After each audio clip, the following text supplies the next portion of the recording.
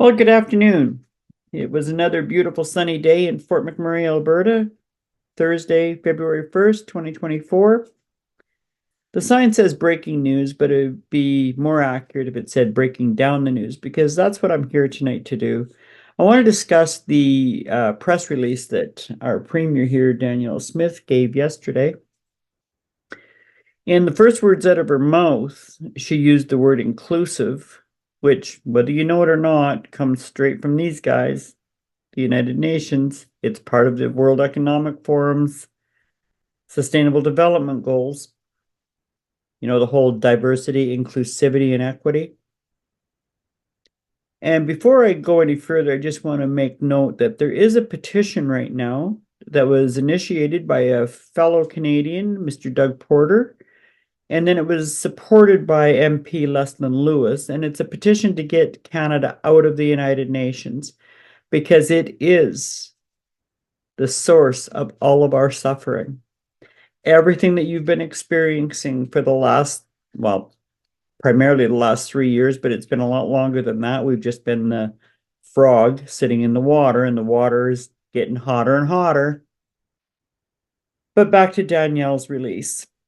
So she announced that her and her caucus have been in major discussions, and they've come to the determination that they're going to make changes to Alberta Health and Alberta Education, both pillars within their jurisdiction, and both pillars that are in desperate need of an overhauling. She starts off with talking about that children 17 and under will no longer be able to get top and bottom surgery in Alberta. Two things about that just red flagged me. Number one, when she says will no longer, would indicate that up until the changes are made, they have been able to. And I have a question for you, Danielle. I want to know what the youngest person in this province was who had a top or bottom surgery.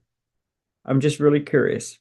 I don't know for Alberta, but I do know that there are children as young as 12 who have had it done. Then you went on to say that 15 and under will no longer be able to get puberty blockers and hormone therapy in Alberta unless they've already started it. So you've admitted that your Alberta Health Services has been allowing this for under 15. And again, I ask, what would the youngest age be in Alberta? The youngest person who has been put on hormone therapy or puberty blockers? I think Albertans deserve an answer to that. And by looks of your website, they've been pretty active in it. But then you single out 16 and 17-year-olds, which I just really don't understand. I really don't get that. I remember when I was 16, and I sure as hell would not wanted somebody letting me make decisions. 16 and 17-year-olds will be permitted, if they're deemed mature enough and have parental consent. Have you ever talked to one of these kids who have gone through these surgeries, Danielle? Perhaps you haven't, but I do think it's something that you owe it to yourself to do. I have, and I actually encourage, there's a new documentary put out called The Lost Boys, and I really encourage everybody. I don't care what side of the fence you are on this. I don't care if you belong to the Pride Association or otherwise. Watch this documentary. You'll see that the common thread amongst these kids who have gone through these surgeries is that they had parental consent. And they got parental consent because they're affirming doctor, they're affirming nurse, they're affirming psychiatrist, they're affirming psychologist, they're affirming social worker, they're affirming child service worker, even they're affirming teacher. Badgered the parents to the point that they would give consent. Badgered and bullied by threatening them that their child would commit suicide if they didn't consent. Well, I ask you, Danielle,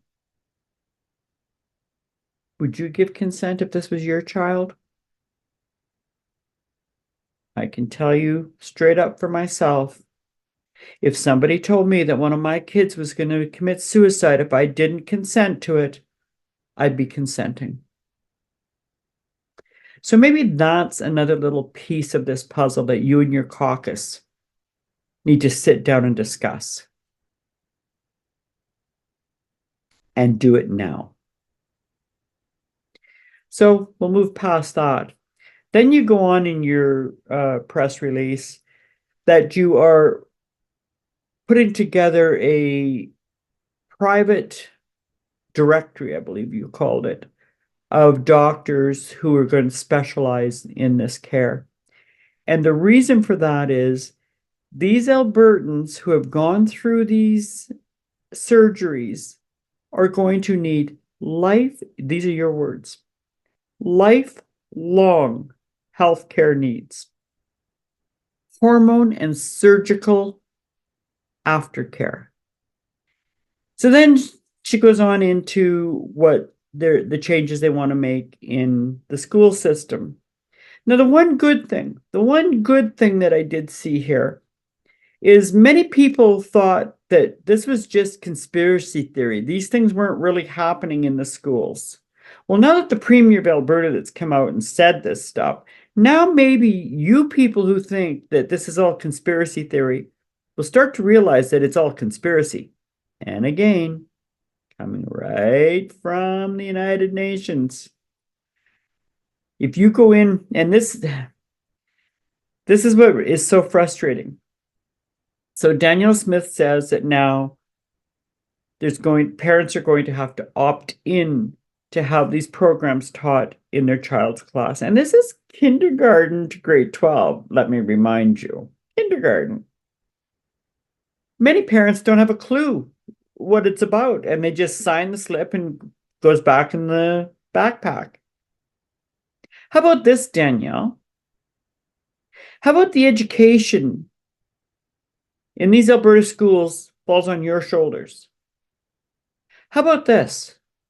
How about you direct every school board to take out anything connected with UNESCO or ICLEI Foundation? ICLEI Foundation, by the way, is a non-governmental organization working with the United Nations. UNESCO is a United Nations organization dictating what is taught in your schools. Don't believe me? Go look. Go to RMWB's website, that's the Fort McMurray website, and just type in UNESCO, and you'll see.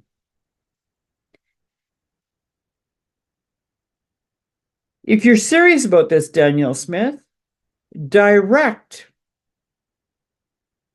these school boards to abolish anything coming from ICLEI or UNESCO. Problem solved. And I encourage anybody watching this to go to the United Nations site, UNESCO, and put in RMWB, put in Edmonton, put in Calgary. You will be shocked at what's coming your way. If we truly have a premier who wants to end this, she knows full well how to end it, don't you, Danielle? Because you're the one who keeps telling us that we're going to hit net zero in 2050. You wouldn't be talking net zero if you weren't signed on with these globalists. So I'm just going to step aside from that for a minute, because I keep looking at these guys behind me and it just makes me sick. I was at Tucker Carlson, Danielle, and I heard him ask you in Calgary why you hadn't even gone to visit them. And you skirted all around that. Some people said you had a neutral response. No, I think you had a non-response. Or as James Rogowski would say, you provided misinformation. Misinformation equals missing information. And that is exactly what you did. You said you couldn't because your wings were clipped. I'm sorry. Angels wear wings. And I don't think you qualify for that just yet, honey. Prove me wrong.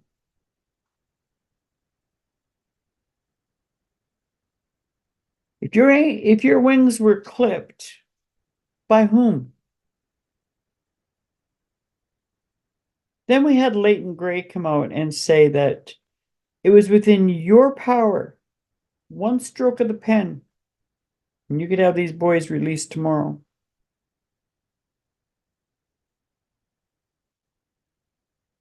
I couldn't believe that. And in your defense, just a little bit of what you said was true. It's not in your power. However, it is in your Minister of Justice power, and you're fully aware of that. You cannot tell him what to do, but you can certainly consult with him. In fact, you direct him to consult with all of you, and especially his Deputy Minister of Justice. So Leighton Gray was, let's just say, 95% right. But you don't have to be a lawyer to go through this stuff. I started digging. And one of the things that I discovered, well, I'm just going to read it so that everybody sees it. And maybe you don't even know it, Danielle, but I'll read this, and it's right from our own government, okay?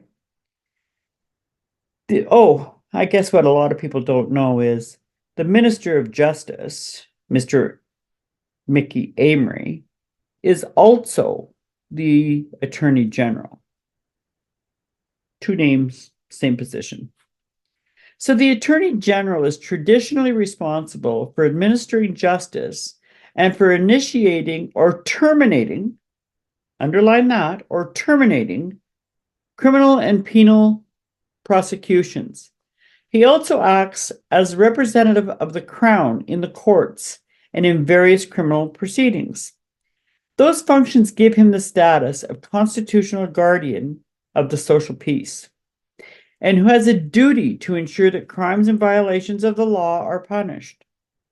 The Attorney General and the Attorney General's prosecutors, underline that, are the guardians of the public interest and assume a general responsibility, here's the big one, and assume the general responsibility for the effective and proper functioning of the criminal justice system. I have a question for you, Danielle. Do you think leaving these boys to rot for over 700 days? I think it's 715 today. In a remand center with no trial. Do you call that effective and proper functioning of the criminal justice system? I don't know about you, but I sure don't call that very effective at all. And I just want to read for everybody the letter that you, Danielle, sent to Mr. Mickey Avery upon his appointment. These are your words in your letter. I direct you to work closely with the public service, that would include you, including your deputy minister and other senior officials in your ministry, to support the priorities outlined in this letter with the highest standard of professionalism, integrity, and creativity. Well, Danielle, I direct you to light the fire under their arses. Because your deputy minister and your minister are asleep at the wheel. But the word deputy minister sparked my attention there. So I went and did a little digging. The deputy attorney general, or the deputy minister of justice, is Mr. Malcolm Lavoie. He's not all that interesting, but his wife sure is. His wife, Moira Lavoie, was a WEF global shaper. You didn't know that, Danielle? You didn't know that the Deputy Justice of Deputy Minister of Justice, his wife is a World Economic Forum global shaper? Those are the kind of things that maybe you should be looking at before making these appointments. So I suggest that you come back out to another press conference and clear these little things up for us. Help us understand where it's coming from. Then I suggest that you talk to your caucus about getting us out of the United Nations. Because you see, Danielle, there's a lot coming out. I get you wanted to get in front of this train wreck and it worked, sort of. But there's a whole lot coming out, and you're not going to be able to stay ahead of it. So it would be best just to come out with the truth, because truth will save you. So let's just move off of Minister of Justice, and let's take a step over and see who else could help us out here. All right. Your Minister of Municipalities. What's he called? Minister of Municipal Affairs, I'm sorry. And this one I refused to put the word honorable in front of his name, Rick MacGyver. So it appears that Mr. MacGyver's jurisdiction, that he has the power to fire mayors and city council members. That's really interesting. So we understand that he just fired here recently the mayor and I think it was 3 city council members from Chestermere, Alberta. Yeah, we know there's a lot of corruption going on there. We know he was having all kinds of information scrubbed, and we also know that there's actually a connection to, yeah, some of the information being withheld on these 4 boys. And it's on your plate. So Danielle, maybe you want to have a chat with Rick, but Rick, this is directly to you. Seeing as how you like to fire mayors and councilmen. And I read Danielle's letter to you too, Rick, where she likes this word. She directed you to work closely with public service, including your deputy minister and other senior officials in your ministry, to support the priorities outlined in her letter. And again, she wants you to do it with professionalism. Here's a big one: integrity. You got the creativity down. You're just lacking on the professionalism and the integrity. But seeing as how that you're taking direction from Danielle Smith. And considering that we, the people, are her boss, then, Mr. Rick Smith, I direct you to fire every mayor and every city council member in any Alberta municipality who is signed on with the United Nations, UNESCO, WEF, WHO, any connection whatsoever to the United Nations. I direct you, Mr. Rick MacGyver, to fire them. You're the one with the experience. And Danielle, I sure hope you support him in this. So there's 2 action points for you. We now know that all of our suffering is coming from the United Nations. You know what needs to be done. You know now that we know. So it's time you cut the crap, come out to that podium and tell the truth, and stop with the Take Back Alberta shit, hey? Don't you think he's exposed enough of it? You know, the little minions hosting their rallies on Pride Corner. Come on, Danielle. You can do better than that.